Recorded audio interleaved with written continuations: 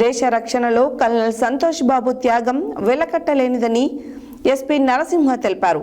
ఆదివారం కల్నల్ సంతోష్ బాబు 5వ వర్ధంతి సందర్భంగా సూర్యాపేట జిల్లా కేంద్రం కోర్టు వద్ద గల సంతోష్ బాబు విగ్రహం వద్ద వర్ధంతి కార్యక్రమం నిర్వహించారు.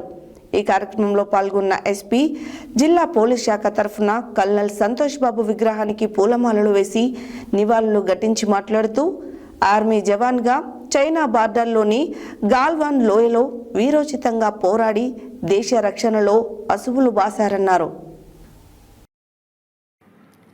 దేశ రక్షణలో కల్నల్ సంతోష్ బాబు త్యాగం వెలకట్టలేనిదని ఎస్పీ నరసింహ తెలిపారు. ఆదివారం కల్నల్ సంతోష్ బాబు 5వ వర్ధంతి సందర్భంగా సూర్యాపేట జిల్లా కేంద్రం కోర్టు వద్ద గల సంతోష్ బాబు విగ్రహం వద్ద వర్ధంతి కార్యక్రమం నిర్వహించారు. ఈ కార్యక్రమంలో పాల్గొన్న ఎస్పీ జిల్లా పోలీస్ శాఖ తరఫున కల్నల్ సంతోష్ బాబు విగ్రహానికి పూలమాలలు వేసి నివాళులు ఘటించి మాట్లాడుతూ ఆర్మీ జవాన్గా చైనా బార్డర్లోని గాల్వాన్ లోయలో వీరోచితంగా పోరాడి దేశ రక్షణలో అసువులు బాసారన్నారు. వీరి త్యాగం వెలకట్టలేనిదని అన్నారు. వీరి లోటు తల్లిదండ్రులకు, భార్య పిల్లలకు చాలా బాధ కలిగిస్తుంది.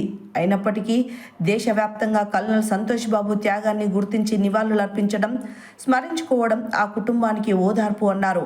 కల్నల్ సంతోష్ బాబును ఆదర్శంగా తీసుకుని దేశ రక్షణకు పౌరులు కృషి చేయాలని అన్నారు. యువత దేశానికి భవిష్యత్తు అని, ఇలాంటి యువత నేడు చెడు వ్యసనాలకు గురై నిర్వీర్యం అవుతున్నారని తెలిపారు. యువత కల్నల్ త్యాగాన్ని, ధైర్యాన్ని ఆదర్శంగా తీసుకోవాలని అన్నారు.